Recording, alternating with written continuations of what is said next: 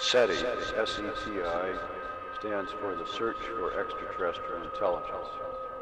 It's a word that describes a wide variety of different kinds of searches which are being made all over the world for evidence of the existence of other civilizations in space. Almost all of the searches that are being done with radio telescopes. Our goal is to detect in those searches radio and radar transmissions from other civilizations. The first result that will come from this is simply the knowledge that other civilizations exist in space. That, of course, would be an enormous milestone in the history of human civilization. Why do we search? It is because everything we know about our universe, about our planetary system, and about the origin and evolution of life on Earth seems to say that all of these things were the result of completely normal processes that occur in our galaxy. No special phenomena, no freak events were required for our civilization to exist as it does. Given the enormous number of stars in the galaxy which are like the sun, it follows that there should be many, many civilizations in our galaxy and in other galaxies. If they practice technology, as we do, they are detectable. This is a recent development. Until a few decades ago, our instruments were not sensitive enough to detect reasonable manifestations of intelligent life. That is, they could not detect the same sorts of signals and power levels that we ourselves radiate. However, if we have crossed an important threshold in that we have developed instruments which can detect signals no stronger than we radiate across the vast distances which separate the stars. In fact, our present radio telescopes, if used properly, can detect Earth-like signals all the way from the far side of the galaxy. Therefore, it is reasonable to search. There would be an enormous intellectual payoff in the detection of other civilizations. Their mere existence is a very important fact which will influence our thinking, our philosophy, our outlook on life. We will learn almost certainly facts of science, evolution, biology, and other places which we could not learn by any other means. We would see what prospects there are for the future of civilizations, what becomes of them, how do they manage their resources, what ways of life do they adopt. All of these things are interesting in their own right. At the same time, they may provide very useful information in developing our own resources and planning our own activities. I'll get back to a couple of your statements a bit later on. You obviously have touched on the subject, but I'd like you to be a bit more specific. According to your formula, ours is not the only civilization in the universe. Why do we start with the assumption, scientifically speaking, that there must be other civilizations? Our theoretical understanding of the formation of stars and our observations suggest that stars are formed. They are formed not alone, but must be accompanied by another object or objects. And indeed, about half the stars in the sky are double stars. We believe, from what we have seen, and our theories again, that the remainder of the stars, or indeed even some of the double stars, are accompanied by planetary systems.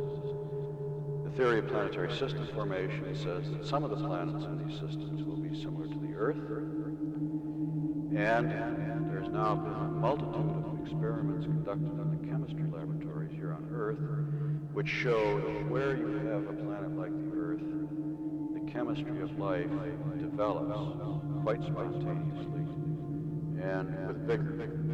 It does not require any special circumstances for the first steps in life to develop.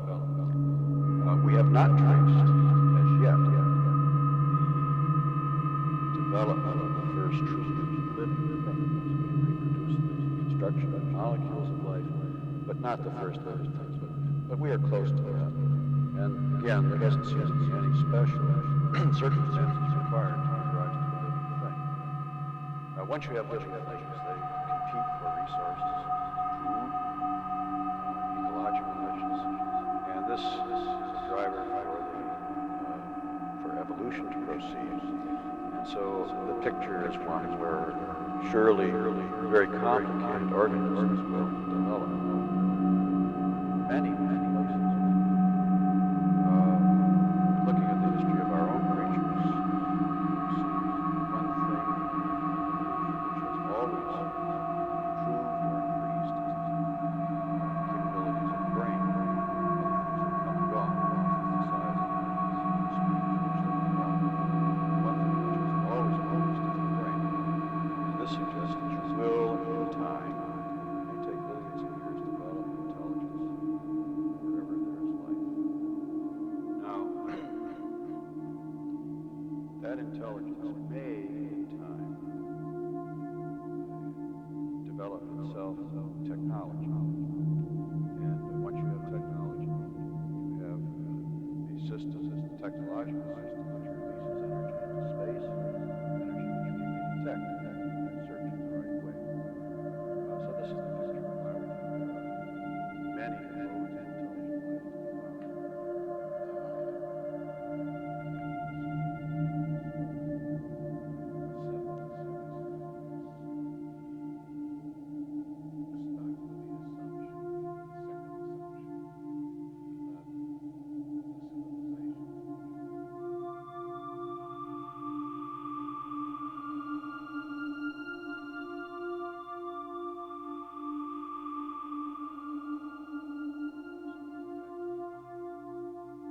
Project Cyclops could be constructed today with exactly that technology, which is run-of-the-mill technology.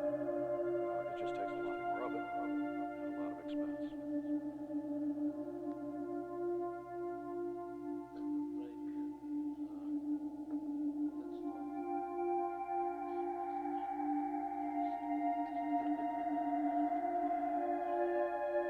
Question number one. Why do we decide to use numbers to affect to communicate what a potential Well, that's an interesting question, a very profound question, and that is, what should you say? Messages intended for the benefit of other civilizations. And there are a lot of different ideas on that. The best answer is for sure. But one idea which is largely accepted is that we want to tell the other civilization the special things about us and our system. We need not tell them basic science or mathematics. They know all that. So it's silly to tell them what the value of pi is, or what the structure of the carbon atom is, or something like that. They know all that. We're not sure that they know what our biology is. It's possible that our basic biology, the system of proteins and DNA, is universal, but we don't know that. If it isn't, then it's very interesting to them, because it's an extremely effective way to make a living thing. So in any case, in designing the Arecibo message and other messages, we've always tried to put in only those things which are special, and we think perhaps unique to us. To describe most of those things, you have to describe things in numbers. Quantities count. So that in most of the messages, a very basic part is to establish a number system so that you can tell them things in numbers. For example, in the Arecibo message, we thought it desirable to describe the structure of DNA. And to do that, you have to give the chemical formula. And to give the chemical formula, you have to give the numbers of carbon atoms and hydrogen and oxygen, whatever, the molecules. And so you need numbers. We also thought they would be interested in knowing how many there are of us. So again, you need to give a number. To give our size, you have to give a number. And so that's why it seemed very desirable, almost essential to utilize a number system. In fact, the Arecibo message is the first thing that appears in the messages. system used? Is the binary arithmetic system